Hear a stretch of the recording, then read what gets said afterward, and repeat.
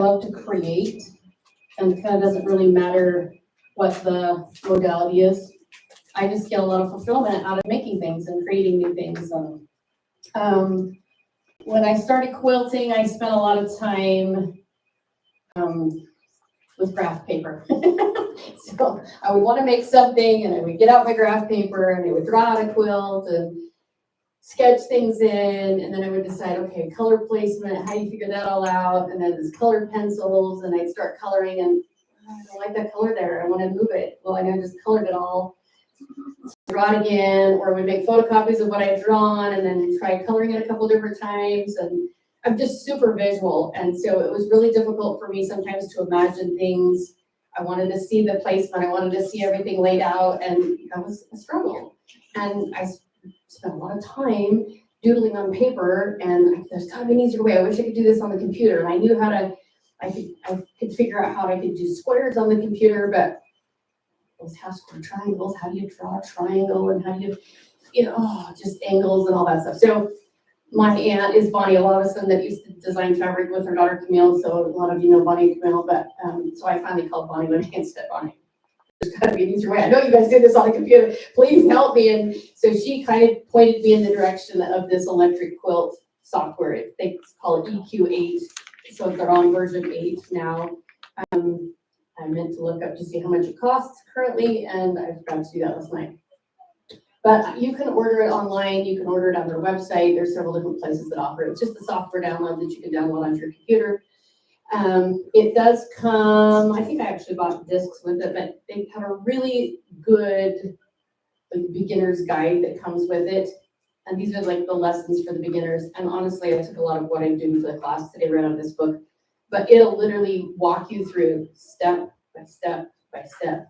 Do this, click on this button, move here, do this. And so it's super good for beginners to practice, to walk through, just go through the exercises in the book, and you will learn how to use the software. I'll try to show you some of the capabilities of what it has and some of the things it can do today. Not that you're going to learn how to use the software in half an hour while I sit up here and talk, but I'm hoping I can share enough about it with you that you can decide for yourself, hey, is this something I'd like to play around with a little bit more? Is it worth my time? Will it do the kinds of things that I've been looking for in a solution to help me as I draw out my quilts or trace out my stuff? So I'm hoping that that will kind of give you at least a little bit of a background and show you some. I did bring a couple of projects that I have done, that I've designed on here, that I've done. A lot of my stuff goes out of house, and so I don't have a lot of the quilts, but some of them I have pictures of I can show you about. Anyway, I just wanted, since the whole class is basically this, not me, I just, hopefully you can see the screen well enough, because you're gonna just have to follow along with that. So I hope this isn't too boring or over anybody's head, but it is kind of a fun software. It really allows for a ton of creativity, and the possibilities are endless. And I really honestly don't use the software to the full extent. They do classes, and there's tons of add-ons that you can buy. It has an extensive block library in it already. You can buy tons of more blocks, or different designers design stuff for all the time. So it has its own community. You can follow all kinds of stuff about it on social media stuff like Pinterest or Instagram.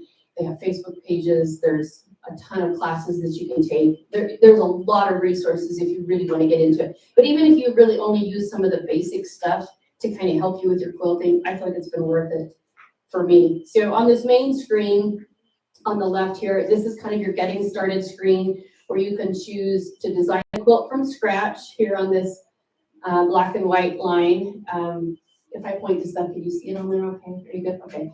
And then the second one down, this is starting with a quick quilt project. So you can start with a quilt that they already have in their quilt library. You can just pick one up, pull it up, change the size, change the colors, play around with blocks, pull a block out here, add a different one in here. So you can start with a quilt to start with, and then just monkey with it and play with it. And that's kind of fun too. The next one down is opening an existing project. So I can go back to stuff I've started and work on it some more. And those are so the first column is quilts. The second column here is blocks.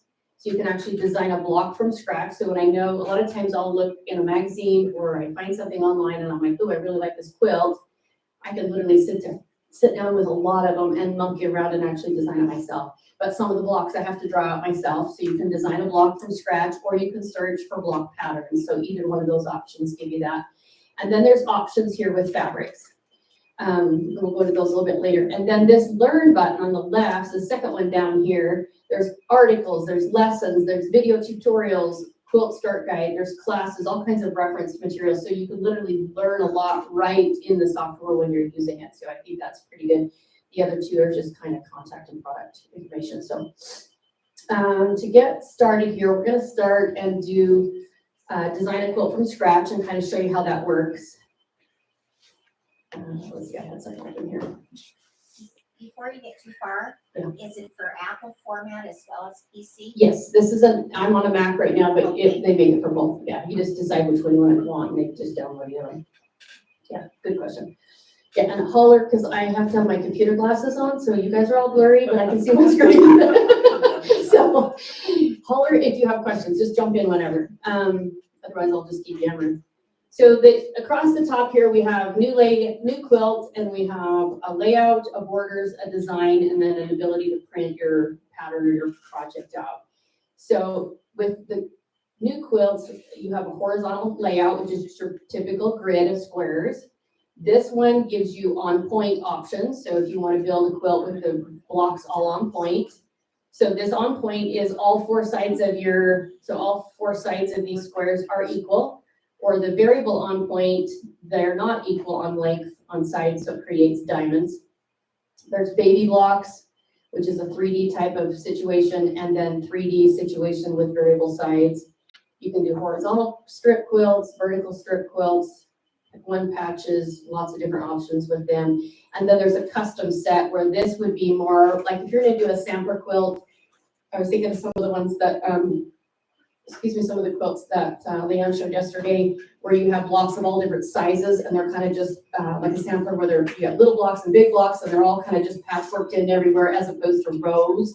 This is the screen where you could literally drop blocks in, size them, make them any size you want, adjust them. You just make the starting quilt the size that you want as far as your outcome. You want a queen size or a twin or whatever to start with. So that the options for layouts are really varied. So we're going to start with a horizontal layout. So I'm going to choose that one first, and then we go to the next tab across, which is your layout. On your layout screen, then you get to decide how big you want your quilt as far as how many blocks across. Like we could change that and say we want 6 blocks across, and now we want 6 by down. Now I have a 6 by 6 grid. Or if you're doing maybe a twin size blanket, maybe you go like a 4 and you go 4 by 7 or 4 by 8, depending on the size that you want.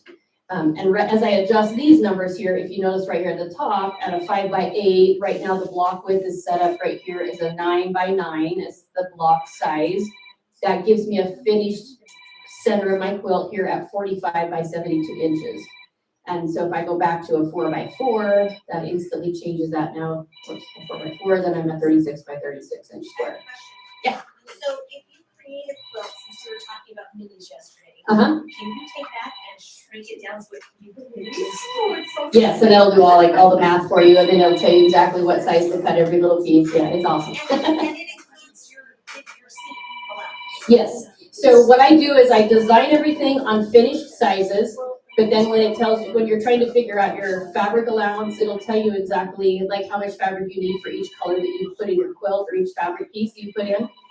It'll approximate it, like you'll need approximately 1 2/3 yards of this color and a yard of this color and a half a yard of this color based on how you color and do the quilt.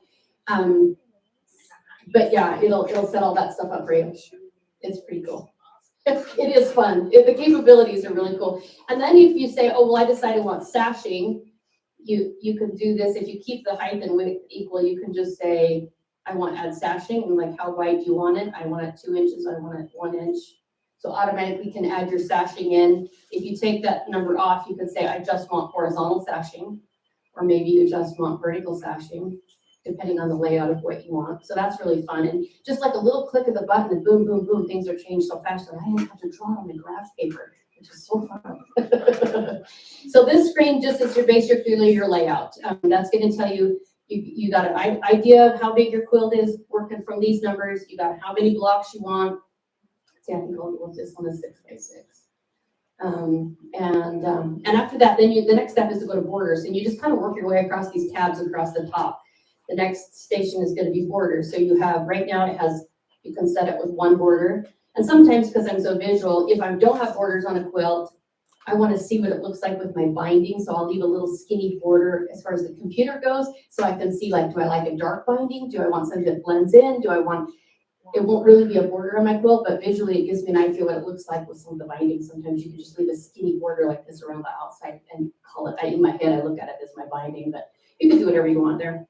The border options give you can add borders, so you can sit and add multiple borders, and you can click on each one of those borders. And as you can say, let's see. So if this button right here is checked, it says all, that means I'm adjusting all of them the same width and keeping them the same size. So just by literally dragging the mouse, or I can type in here, I want a 5-inch border, automatically makes my border 5 inches. So I can add a border, easily delete a border, whatever you want, and adjust the sizes of that. And if you'll notice, like if I take my border size here and I make it 5 inches, it's automatically adjusting, I keep trying to point with my finger, it automatically adjusts right here your finished quilt size. So this number here is, so if I let's make this 5. So if I put this at 5-inch border, then my finished quilt is going to be 64 by 64. And if I click back at my layout, this tells me my inside quilt without the border is 54 by 54. That makes sense. So this will keep track of the quilt top itself without the borders. But if you look at the border screen, it will tell you what your finished size is.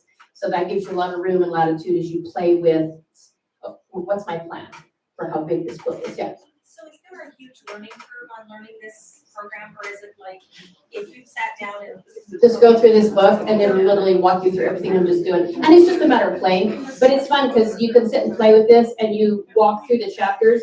You don't like the quilt you designed, you just delete it. It's digital, so no harm, no foul. You just play till you like it and just monkey with it over and over again. So that's what's kind of fun. So that's borders. And then, let's see if there's anything else on here I need to show you. Was it changing the size of the blocks though? No, the blocks stay the same, and it just is adjusting only the border and only adjusting your overall quilt size with the border in it. Yeah. So on your borders, I should show you across here. So right now it defaults to what's labeled as a long horizontal. They have mitered corners. Let's see if I make this border a little bigger, it might be easier to see these. So there's a border with a mitered corner, or you can do center blocks in the corners. This is long on the vertical side or long across the horizontal. You can do blocks. This one it defaults to 3 blocks across. But as I adjust these numbers down here at this bottom, I can say however many blocks I want, depending on the size I want. You want a keyboard type of border, you can go like that and add a whole bunch of them in there until you can stretch it, add as many blocks as you want. These are half drop blocks. Let me put these back down now. So this means you've got a full-size block, full size, and then they do like half blocks as you approach the corners in order to make it the correct size. This is spaced squares, so they're all spaced equally depending on the size that you have. So it'll constantly adjust the squares depending on how many squares I put in. It'll adjust the size of the squares. There's diamonds. Let's see, let's put this back here. So there's diamonds that you can do borders. I'll show you a quilt later on that I did some diamond borders from here, or half drop diamonds, so you can see as the diamonds approach the corner. Instead of stretching them out, they stay the same size, but you just get a half one before the corner piece. Or double diamonds, or double half drops, or anyway, it just kind of goes on and on. So there's a lot of fun options as far as creating some cool piece borders as well. So that's the borders designs. So we'll go back to here. So when you want to do, this is your block tools, and any of these blocks, it automatically defaults with these first 2 columns of blocks. And any block, you just click on a block and you click here and you can place these blocks wherever you want on your quilt, like simple assignment. So that's how you drop them in there. You can make any combination of those. If you use, it's a command, or it's a command on a Mac, but it's a control on a PC. If I hold that button down and then I do, let's see, If I do this one, it'll do every square for me in one click. So that's really fast. Or if I do the option or what is it on PC, an alt key, it'll do every other block with one click. So it's kind of fun, especially if you have a big quilt, you got lots of blocks, it's lots of complicated, it's really fast. So I say, I want to drop that one in that block, and I want to drop this one in, oops, yeah, that's kind of hard to see. Let's do this one. So you can do every other one. So it's really fast and easy to put those in there like that. Let's see. You could just do this and not quilt. Yeah, I can spend hours doing it. So if I'm on the phone and I have my laptop and I'm not by my sewing machine, I play on here. So I'm still quilting, but I don't have a sewing machine. Yeah, we have an elk cutting ranch and I spend 3 months up there in the fall, and so I spend a lot of time designing when I'm not by my sewing machine, so that's kind of fun. Question with Yeah. that layout. Mhm. Can you bring those points down on what looks like the baby blue on the point?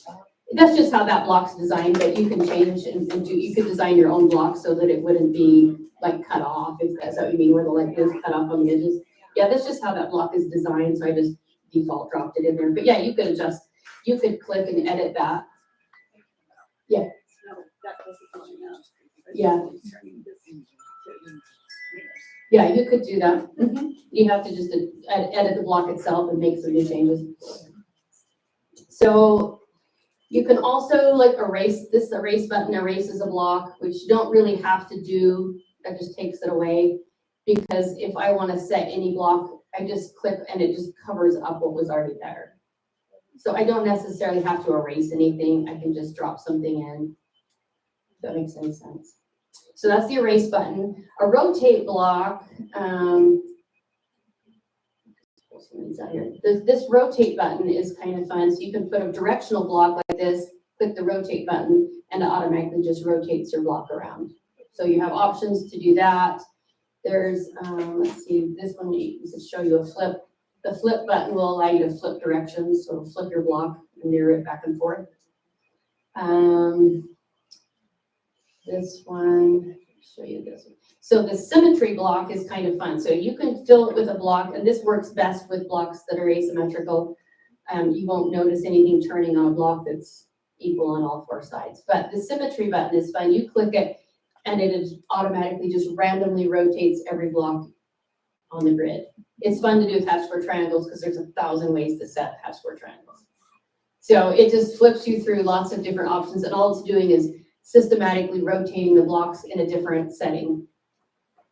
So you could sit and play with this for hours, just goofing off with symmetry. So that's kind of a fun way to find a new tool. If you've got a bunch of different blocks set all over the place and you've been working on this and your block table gets really full and you got a bunch of stuff and you're like, I don't remember where that block was again, you can use the eyedropper tool, click on that, and it'll take you back over here and select that block on your table. I didn't use that too often, but I'll show you the block library. This open library button here takes you to a lot of the blocks that are pre-programmed into the software. So there's, and all of these, I'll just kind of open the front screen, but there's 27 blocks if I scroll across this.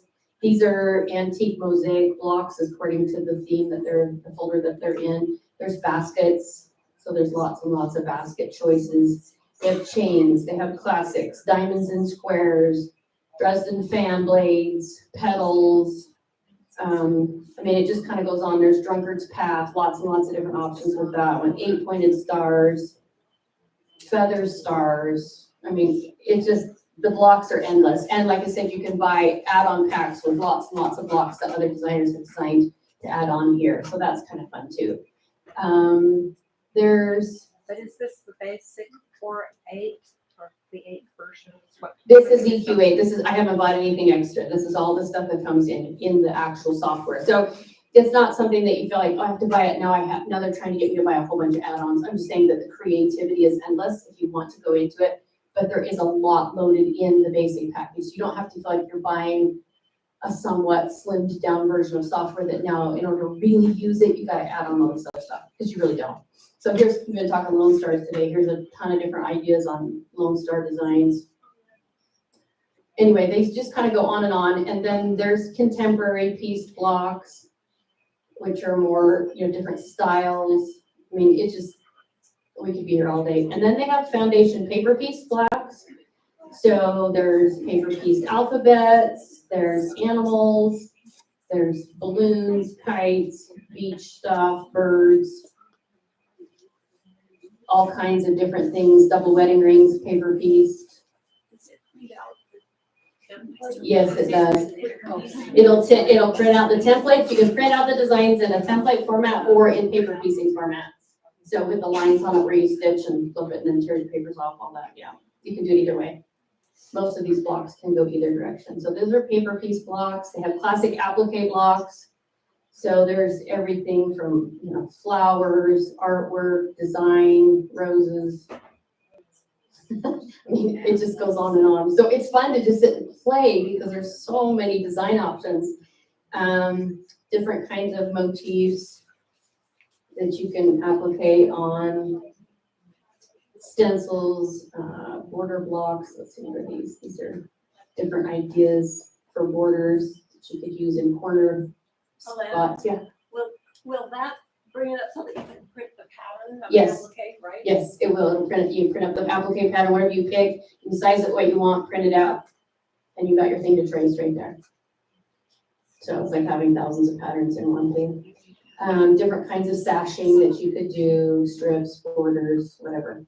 So those are kind of some of the blocks. You can also, up here in the second one down is your favorite block. So you can actually create your own blocks and save them to your library because I designed this and I can save them in there and remember projects that I have done in other, so these are blocks that I have made quilts out of, different pieces that I have created to make different blocks. So they're all just, I need a block, I need a piece of my quilt that looks like a square and a square, so I made a square, and it'll save it. As I save the blocks, I work on to block table at the end, I can take the whole block table and save it and style it. There's a duplicate in their library. It might, I'm sure it has some in your library, you can design your own, and you just save them in your own name and your own project stuff, so it wouldn't necessarily tell you that it was already duplicated in the library, but it would very well do that. So you save your own blocks, but you can, there's thousands to choose from too, so you can just, sky's the limit on all those things. But if you go through here and you find, let's go back to the block library, and say you wanted to use this Mariner's Compass. Up here in this corner, there's a little book. It says add it to your sketchbook. So if I click on that, it kind of disappears temporarily from my screens. And then when I close this, it automatically pops it into, this is my sketch or my tool bar over here. So then I could take this quilt or block and stick it in my quilt like that. So it's that simple. So anything you can click on there, you can just open it up into your working table over here, and then it now becomes something that you can use. Yeah, you could do it if you're doing mirrors. You would probably want to center it and make it really big, and you would do that on a custom layout where I was showing you where you had the different size blocks. You would set that in the middle as big as you want, and then you would just stack in your blocks around it to create that size. Right now, it's only letting, because I chose this layout, it's only letting me drop it in the size of a block where I'm at. Let's see. Does that let you mess with the colors? Yes, we'll get to the color thing. So that's the next thing. Let's do a color. Let's do that one and this one. Okay, then then the next one over from Block Tools is the fabric tools. So in the fabric tools, you have all these different fabric selections, and they come in lots. It has sort of a palette of fabrics preloaded across here of different colors that you can pick from, or you can just use flat colors. So if you want to just use like a color palette, you can do that. So you could pick any of these colors, and I don't know, I'm just sort of randomly playing, but you could pick a color and say, I want to just do that, and it would automatically change the yellow to blue. And if I decided I wanted to change the yellow to blue, so this is a paintbrush. Paintbrush, you just click and it changes the color. Whatever you have selected will show up right here on this bar. And the difference between paintbrush and spray can, paintbrush just paints whatever I click. But this, if I choose the spray can, it will change everything in that block that is the same color. So if I click that, it automatically changes all the pieces of the pinwheel in one click. So I can quickly just go, oh, I like it in blues instead of yellow. Whoops, I clicked on the wrong thing. I can undo it though. So you can kind of, whoops, so I clicked the white. There we go. So you can kind of you sit and play with the colors. Now swap a color if I decided, you know, I'm really liking this much better in blue than yellow. So I could choose my swap color and then I click on yellow and it automatically takes everything that was yellow and turns it blue. So that's really a fast way. And then you're like, well, maybe, I don't know, what if I want it back yellow again?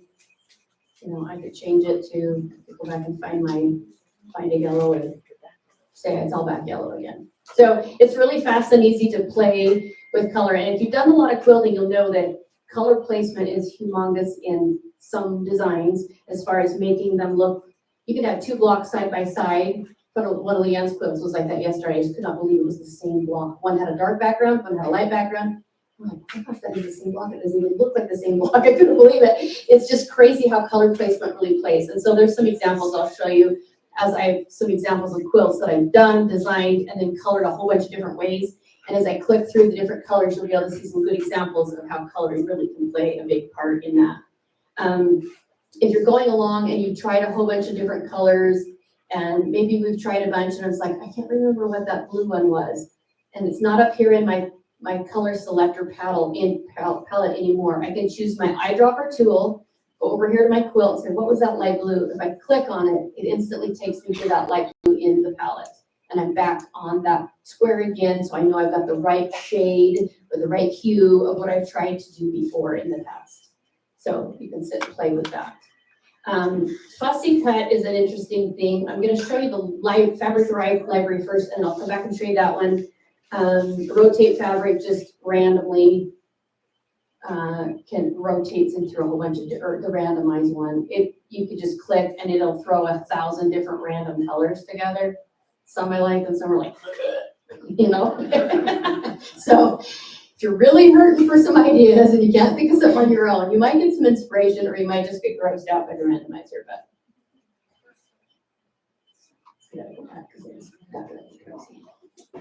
anyhow, so when you go to the library, so one fun thing is it does have all these fabric swatches, but sometimes I'm like, that's just not the color I'm going for. And I have my fabrics maybe on a pile that I'm thinking of working with, but nothing in this automatic default palette that just shows up when I open the screen necessarily fits or matches the colors I want to work with. So I can come here and I can go to my fabric library. So before we looked at the block library, this is the library of fabrics. So there's the default palette, but I can say here's yellow fabrics. There's a whole bunch to choose from. I scroll across the screen, but I won't. There's yellow oranges, there's reds, red, orange, coral, salmon, rust, gold, tan. And again, these are just sort of generic ideas because it looks a lot different when you color it with a fabric swatch than when you just use the flat colors. Flat colors work really good if you're designing something in solids because that gives you the same idea as a solid. But fabrics can make a big difference, I think, in how it looks on the quilt, in the design, excuse me. So you could pick from any of these, and again, if I found a fabric that I really liked, this pink, I could click up here, add it to my sketchbook, and when I go back, that fabric choice will now be there available to select and use in my quilt palette. So there's those options, our colors. In here, it's also sorted by manufacturers. So you have Art Gallery fabrics, you have Andover fabrics, you have Vernatex fabrics, you have cotton and steel, you have Hoffman batiks. So if you guys like to work in batiks, they have samples in here of all these different batik colors. So that's really fun if you're going to choose batiks to work on a quilt. There's a bunch of those because they look a lot different than your basic cottons. So anyway, you can go through here by designer, and then they also have fabric sorted by theme, like polka dot fabric or plaid fabric or stripes, swirls, paisleys. So you can sort by theme, you can sort by color, you can sort by designer, and that's just looking at what's already built into the fabric or into the libraries that are here. Then you have my favorite fabrics. So I have fabrics that I like to design with, and I save them. I save them under a designer name. You could do whatever you want. This is Three Sisters. This happens to be Cinnaberry.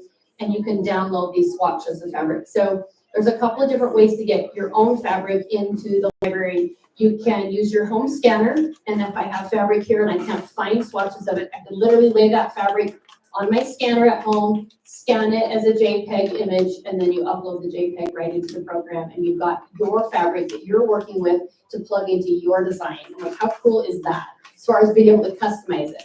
The other fun way I'll show you is most fabric designers, like Moda, for example, this is on the Moda website. You can actually go find the designers, find the styles, and like, okay, here's my cousin Camille. She has a new fabric line coming out, or just came out in March, I guess it says March 24th, called Shoreline. And like, if I don't know what it is, I can see the swatch page, which is this one right here. I can click on that. Oh, I don't have internet here, dang it, that's not gonna work. Just kidding. I don't have internet. But anyway, it would show you all the pictures of the swatches. And then if I click here on the JPEG images in this column next to that, it will literally download all the JPEGs. I just click on it, and every fabric in that collection has, it's what the fabric stores, the online stores use when they put the fabric for sale. So when you go to a website, you're buying fabric, and it has a little picture in the corner of the fabric. Those are the digital swatches, if you will, that they put in their stores. So you just click on there, you download all those, upload it into the file. It's pretty simple. So, yeah. Can you use your phone to take pictures? Yes, you could take your phone, but then to get your phone to your computer, you'd probably have to email it to yourself, but then you could find that file and attach the file in, and it's just a matter of uploading it into the program. So from here, what you would do is click on this import button, and you said import from a project, or you could import from files. If I do it from it like that and click it from an image file, you just go right into your computer, find the files wherever your JPEG files are saved. Like I did some the other night, so here's in my downloads, they'll probably come up. So I did the JPEGs, the snowman gathering. Let's see if these will come up as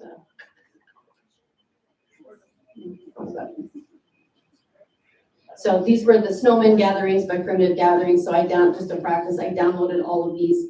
They have all these little photos. See the fabric swatches? Can you see them from there? I make them a little bit bigger, but anyway, so you could just, all I would do is select all these, copy and drop them into and just click open. And then that would open them right into here. And then I could go in and save that.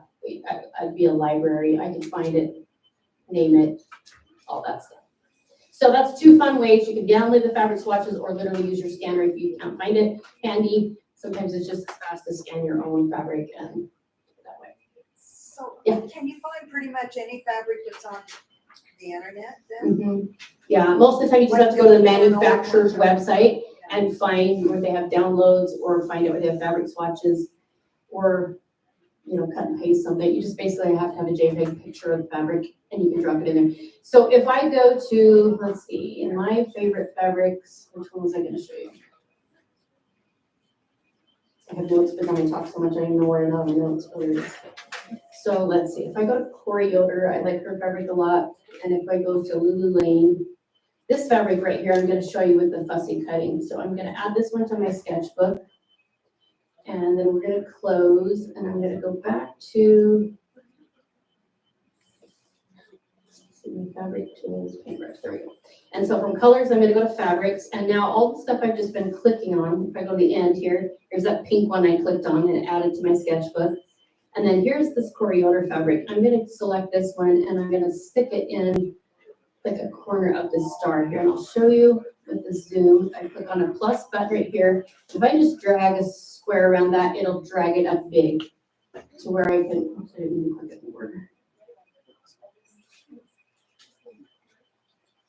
make this pretty big. So if I'm just gonna show you what you wanna do. If you click on the fussy cut button, this picture, this JPEG picture of the fabric is floating right behind this triangle. So I can grab that fabric and slide it around and go, I want to fussy cut it so I want that big flower right there.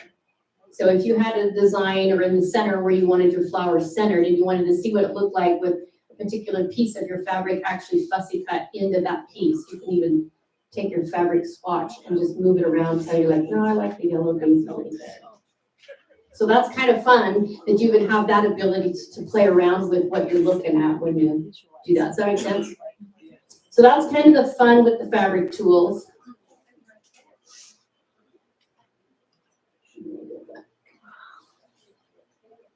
Okay. And then let's do.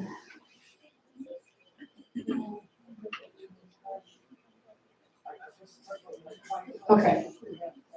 And then if you go to, let's see, there's also, you can play with brightness. Saturation.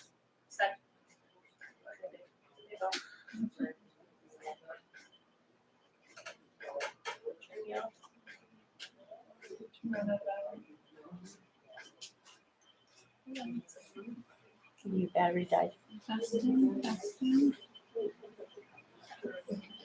Okay, I'll have to talk loud. Sorry. So you can print on this. This next button up here would be the print and export. So when you get ready to print your design, you get, let's just do yellow for our borders.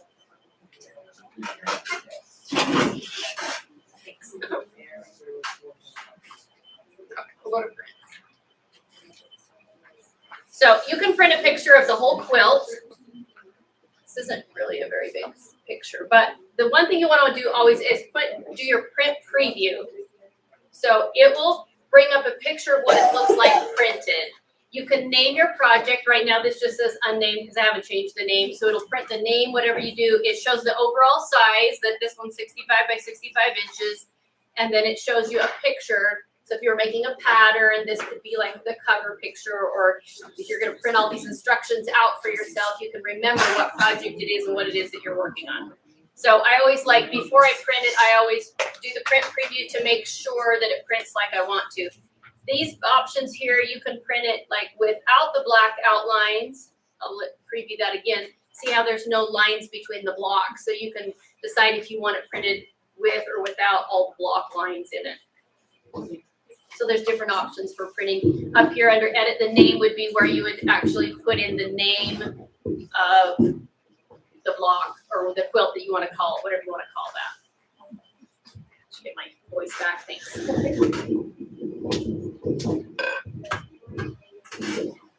Okay, is that better?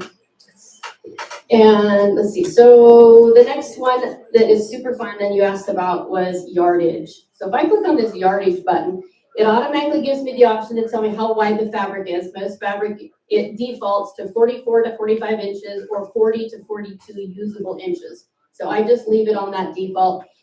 Or you can click fat quarters only. So maybe you only have fat quarters. How many fat quarters is it going to take to do this? So if you click that button, instead of yardage, it'll calculate how many fat quarters you need. So I thought that was pretty awesome. And then right here's your seam allowance. So it's going to calculate, it's going to look at your design, know that those are finished sizes, and that you're going to automatically add a 1/4 inch seam. The 0.25 is a 1/4 inch seam on all your blocks. So it calculates all that into your fabric. And I'll just preview this and show you. Zoom in so you can see this a little better. So this tells me every color in my quilt, how many patches are with each of those colors, the yardage estimate, and then the fabric name, which you can put your fabric names in here if you like uploaded your fabric or something like that. And this last one with the little hashtag mark says, now the estimate for this fabric assumes that long strips are pieced. In other words, this is your border fabric. So it's assuming that you're not going to have a patch that's that long because of your yardage. It's assuming you're going to cut your borders and you're going to sew them together. Yeah. Does it have the ability to, you can choose skill level? Is this a basic, beginner, intermediate? Because some of these I'm looking at and I'm like, that is above my pay grade. So does it have? You only will end up delving into the parts of the software that as your skill level improves, you'll dig deeper and you'll find more things to use in the software. But you don't have to use any of this. You just use as simple as a layout 4x4. How big does that make it with borders? How big is my quilt? You don't want to do the quilt math. You use it as simple as that, yeah. But does it tell you the skill level Of the blocks you're designing? No. It does not tell you how hard these blocks are that you just designed to sew. It does not translate it backwards that way, no. No. Yeah, you can design some pretty hard. I designed a pretty hard diamond border and went, what was I thinking? That's a little hard. But anyway, Any other questions? Okay. So that's kind of fun. It estimates your yardage for you. I love that it figures that out. Again, it's like with any, oh yeah, do that. Question, when you're pulling fabrics in from the other designers, Uh-huh. once they're two fabric lines. Yeah. And you wanna kind of mix some, is it true color so that when you get your fabric, it's not off? You know, the colors don't. Well, it's as true to the computer can as far as taking a picture. It would be as similar as like if you take a picture with your phone. Yeah, the colors might be off slightly, but it's gonna be a lot better than just using orange out of your palette. You get a lot in its coral instead of orange. You know, you get a little better feel for it, you know. It's not gonna be exact, but it's a lot better than just picking a solid color as far as doing fabrics. Anything else I was saying? Yeah. You know the block print, you know how it breaks the block. Yes, I'll show you that. So that's the yardage, and then block, if you want to just print a block, first you have to click on a block to print it. So you can click on any block in your quilt. You select the block first, click the block thing, and then this just shows you one block, and you can just preview. Now this one says, before I went into this screen, it gives you an option. Do you want to print the block on the piece of paper, just the lines? Do you want to print it in color? Do you want to print it the actual size in the quilt? Or do you want to scale it down? So if I'm just printing one for my use to look at while I'm sewing, this isn't going to really help me because it's a 9-inch block, so obviously it doesn't fit on an 8.5 piece of paper. So when I'm here, I can choose outline drawing, but I can also choose custom block size. I'm going to make it a 6x6 for my printed paper to look at. And then I'm going to say showing fabrics. And then when I preview it, it'll show me like that on a piece of paper. So that's better to set to the side of my sewing machine to go, now how do these fabrics go together again? Now which color goes on which side? And so this will help me as I'm sewing, but it's not necessary to scale because this isn't a template. This is just a picture of the block. So that's one option, that you can print the pictures of the blocks like that, with or without the block lines or the patch lines. Now the templates, so if I wanted to make this block and I didn't, maybe it's a really complicated block and I didn't know how to make it and I just need templates, you can click on the template button. And again, you would probably want to use the size from the quilt for templates. You don't, unless you were trying to upsize or downsize to a particular size. And you want to print the seam allowance at 1/4 inch. You can change those if you were to ever do something different. But to preview that, then here's what it's going to show you. It'll give you what they look like. They number all the pieces of where they go in the block. And then they have all these pieces. Now this border around it is your seam allowance. So you're going to cut on this outside edge and then you're going to sew basically on the solid line. Now sometimes because the computer just throws it up here, it's not super efficient with its paper layout. So I can grab any one of these and say, oh, I can fit that right there. And I can drag that over here and I can actually do that and just print one piece of paper. So you can move those template pieces around if you want to create a little space depending on how they lay out on the paper. And then if you print, it doesn't print any of the blank papers. So, and these you would just cut out, make a template, and you would lay them on your fabric and cut around and then sew them together. And then this layout shows you piece A, B, C, and where it goes in the block. So that's your templates if you needed a template for a block. If you want to do paper piecing on a block,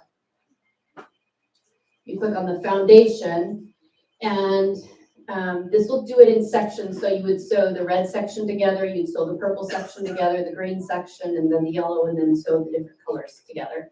But it'll also show you on options here, you can edit the name of the block. Let's see, what else was I going to show you? You want to use the size from the quilt and do all of that. And this shows you how they all go together. That this would be the paper piecing. But again, they're not going to fit on one piece of paper. So you're going to have to slide those around. But maybe you can do it on 2 pieces of paper, depending on how you, but these would all be in sections. But you might be able to, and I'm pretty sure you can rotate, yeah, you can rotate these to try to get them to fit on one piece of paper if you want to, like that. So with a little bit of creativity, you don't have to waste paper. Let's see it again. So this would be what I would print out for paper piecing. and you would print, and then there's a numbering section where I'll show you where it'll number all the pieces. So this piece first, flip it back, so the next piece on, flip it back, like you do for paper piecing. So that will, and those, and the numbering is right here, and that shows you how to number it, and this is their suggestion. You can actually go in and default, change all the numbers if you want to sew it in a different order, but it'll default number it for you in the sections that it goes. So it's kind of fun. So you have templates, you have foundation piecing, and then maybe the last one, I think this one's probably the best one to show you. The rotary cutting preview gives you an option, just shows you how to cut it. So cut it in a strip, cut these like this, and it'll give you options on how to cut it. I don't usually follow this because I tend to make up my own thing of how I cut it and how it's most efficient for me in my head when I actually go to cut the fabric, but for somebody starting out, it would be a great place to start from. So it'll even do your rotary cutter, how to do that. And then the printer setup is just like different options for setting up your printer and some of the technical stuff that way. Any other questions to that point? Yeah. Can it be used with like an AccuQuilt? Do they? I haven't gotten that far in my learning of the software, but I would be surprised if there's some way that they can talk to each other, but I really don't know. That would be super cool though. Or like, you mean like the Cricut cutter? Either one.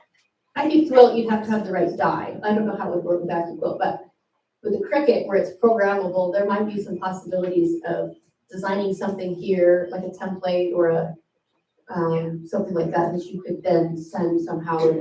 But I don't know what files. You'd have to do a little more. I'm not that advanced.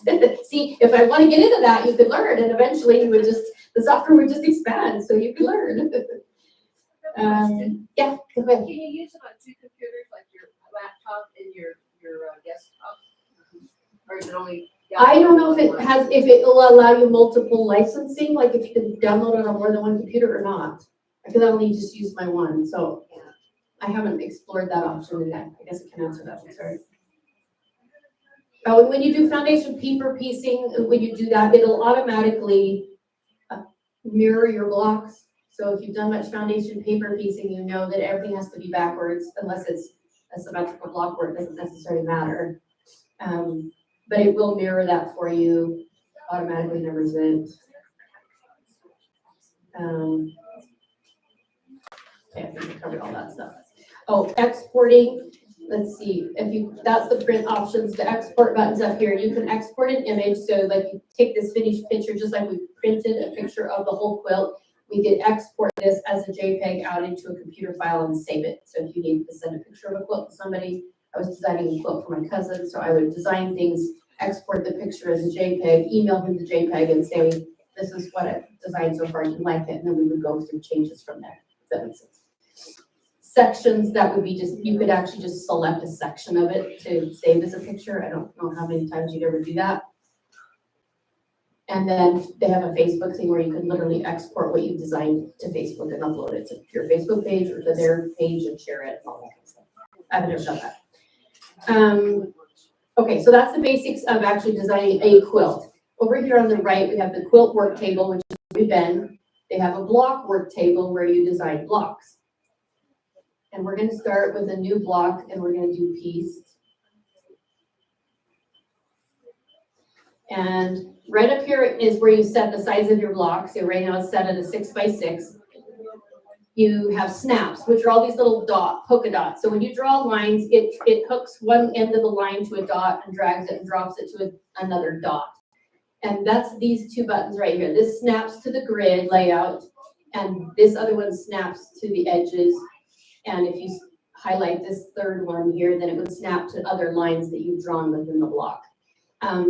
Those are just kind of design terms, but basically you can decide how many snaps this section here. So if it's a 6x6 block and I put 24 snaps by 24 snaps, that means I've got a point to snap to every quarter inch.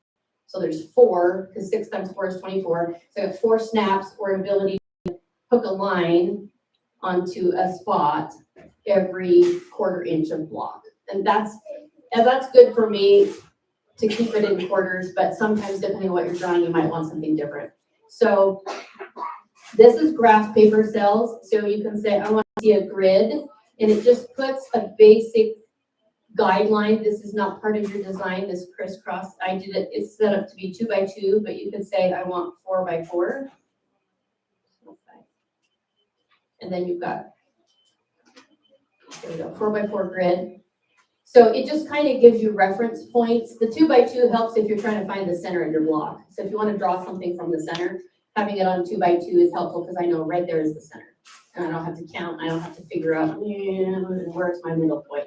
So that's really good. So I could use that as a reference, and maybe I do this, and I draw a square and a square block real quick.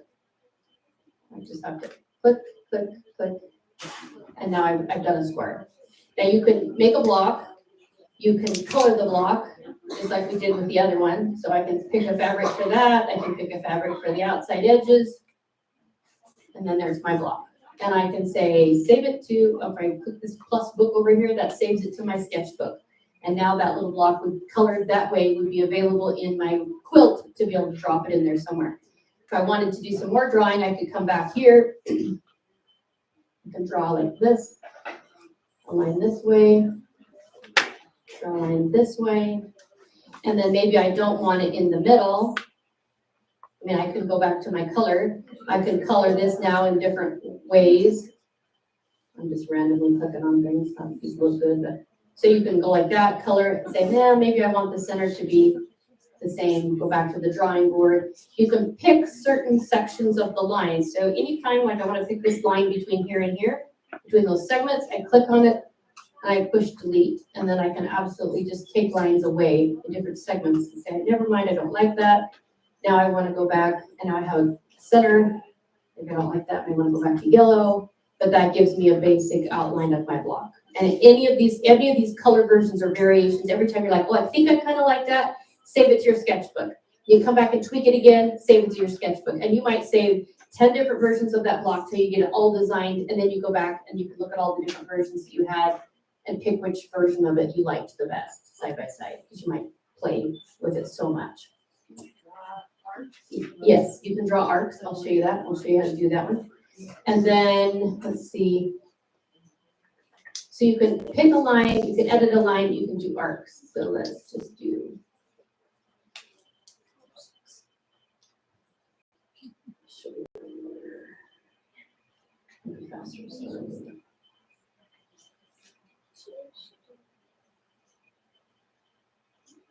So for like a drunkard's path.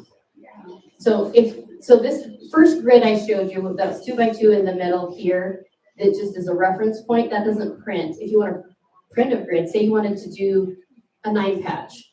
So if you put your numbers in here, which would be a 3 by 3, and then I grab this corner and go like this and drag, and I just now drew all the lines for a 9 patch. And I turn off my grid back here. So that was really fast to draw a grid. So anything that's patchy like that's really fast. You can set your numbers and just drag it and boom, you've got that. I'm gonna just draw, let's do it 2 by 2. And I'll show you how to do an arch. Like if you wanted to do like a drunkard's path, then you click the arch button right here and say I want to start right there. If I hit the space bar while I'm attaching, it flips my arc the other direction. Oops. Maybe that I wanted to do right there. So you got an arch that way, and maybe you can do arch on this side this direction.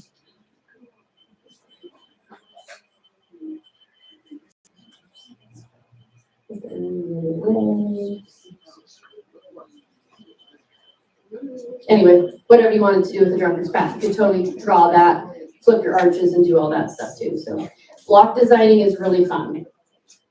Now that's a piece block.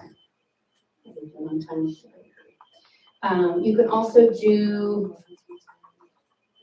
applique. So on an applique block, say you wanted to do a simple flower, you could go to this Posy Maker. This has all these different kinds of flowers. You could change the number of petals. You could change how big they are. Pretty simple. You could do a little flower. It sets it here in the corner. I can scale it by, say, resize. I'm going to resize this one 300 by 300%. makes it big, then I click on center it in the block, it automatically boom, puts it in the middle. I wanna put a center in my flower, I can click the circle button, drag it till I have a center about as big as I think I want it. Then I click center, so my circle's now centered. I can color it, boom, color, a yellow center. Boom. How did you get to the applicants? It's a new block, and you do applique right here. So first section is piece, this is applique, this is pieced and applique together. And I have not yet delved into what creates serendipity is, so I don't know that one yet. But you can do a block or you can do motifs. Motifs gives you all these different shape things, different centers. You can play with different shapes. I haven't done a lot of applique designing, but there is quite a bit in there too. Then how do you flip over to the last one you were doing? Which last one? The last block that you were designing? The flower. Or, yeah. So if I go back to this eyeglasses is previewing my sketchbook. So if I go here and I look at blocks, that didn't save there.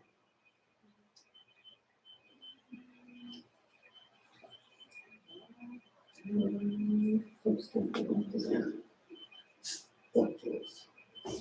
it didn't save that.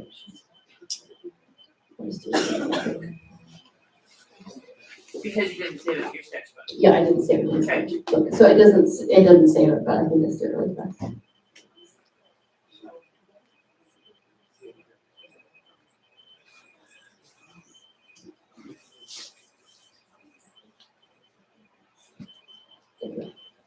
And then you just click up here plus and save it.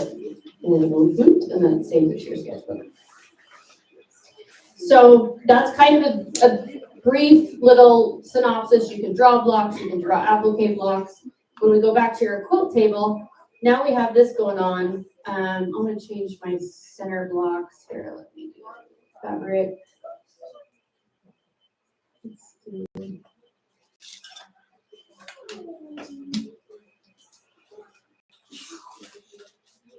I don't know what's a good color. If I wanted to do, down here at the bottom, there's a layer 1, a layer 2, and a layer 3. So when you're gonna add an applique, which is something you're gonna put on top of your piecing, it doesn't become part of your piecing, but you wanna see how it looks like on your grid. So you do it on layer 2. So it has a picture of a quilt and you're gonna lay your applique stuff on layer 2. So layer 2, I click layer 2 and then I go to my block tools and then I can go to, let's see if I can remember where it's at. Oh, right here. So I blocked motifs and stencils. So the motif was the flower that I was drawing. So then I can click on that and I can put that.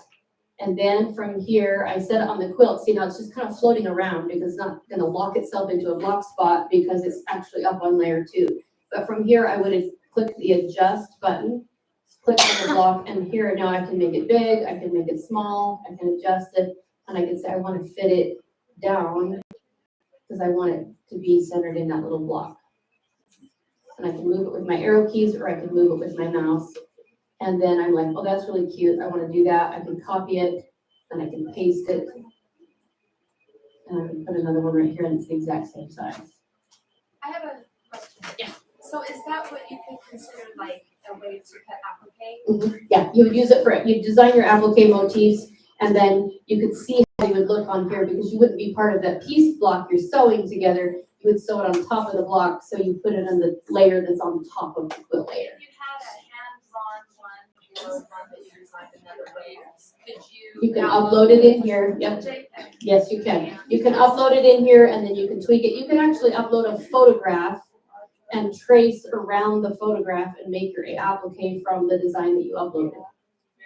So super, it's a lot harder. It's a little more intense and I would say, study that or take a little class on how to do it because it gets a little more technical in your drawing skills. But yes, you can take a pattern, you can upload a photo. They have a photo library of pictures, like you upload a picture of a wagon, you could literally trace around the wagon and make an applique thing that you wanted to put on your quilt and print out that thing you drew to scale. Can you put those appliques like that in the border? Yeah, you could do anything you want, you put them wherever you want. So you could do these flowers, they could be up here and you could move them and say, I want them up here in the corner. You put them anywhere you want. So you could do like design vines and flowers and berries and all kinds of whatever you wanted in the borders and all that stuff too. Go ahead. Third layer, you said there's 3 layers. It's just more layers to work with. I haven't done much with the third layer, but you can put more things on it. I think if you just wanted So just it's a not, layer. it's not like the quilting, I've seen it. Oh, yes, actually, you're right. Like layer 3 is you can actually design your quilting. Yes, thank you. That's exactly what it's for. I forgot. 'Cause I haven't ever used it. Okay, we're out of time. Well, let me just show you really fast. I'll show you a couple of quilts really fast. We'll just hold them up with stuff I've designed in this. I talked way too much. Maybe that would take too long. This is one really fast that I designed for my cousin. Let's go and look at quilts really fast. He wanted to do this flying geese block. His mother was a quilter and he knew all about flying geese, but he didn't know how to do stuff. So he designed this goose block that he wanted geese. And he wanted it like a compass flying into all 4 quarters of the world. And anyway, he had all these grand ideas. Don't love it myself. It's not my favorite quilt I've ever made. Listen, put that. And I said, well, how big do you want it? Oh, just a king. Just a king. But he had it on paper how he wanted this goose block. So I was able to put that into my software, design it, tweak it, mess with it, and create a block. I paper pieced parts of it. This was another one I saw in a magazine, the picture that I just absolutely loved.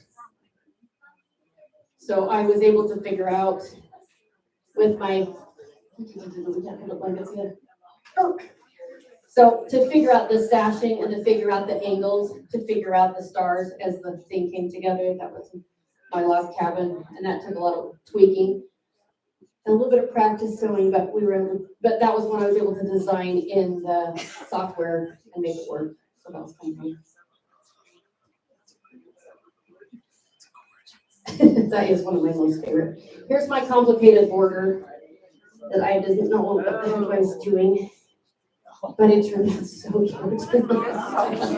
These are paper piece Christmas trees, but that border was one I designed in the software because I'd never done anything like that before. So that was a big challenge for me. around this way. Super cute. No, this one. Paper piecing isn't too hard. You just gotta sew right on the line. It's pretty, pull the paper off the back, yeah. It keeps things really accurate. These were just a fun, simple, free pattern that was really easy. And then just to kind of quick go along with the Pixely class we had today. So got threads all over it. Cute little buttons on those. This was my fun. I designed this one in the software too. This is my Foxy Loxy quilt that we did, so it was all pixely. I did it 2 ways. My friend did, this one is done, the whole thing with Carmen Geddes' grid stuff. I wanted to try her stuff, so that was the one I did on that. But just like he said in that class, if you have a design that's too complicated, you blow it it doesn't take very long before the canvas gets so big, then you have this little tea box and that's really huge, but. They'll love that. Anyway, I had lots more to share, but thank you for the time, so have fun and hope that helps you a little bit.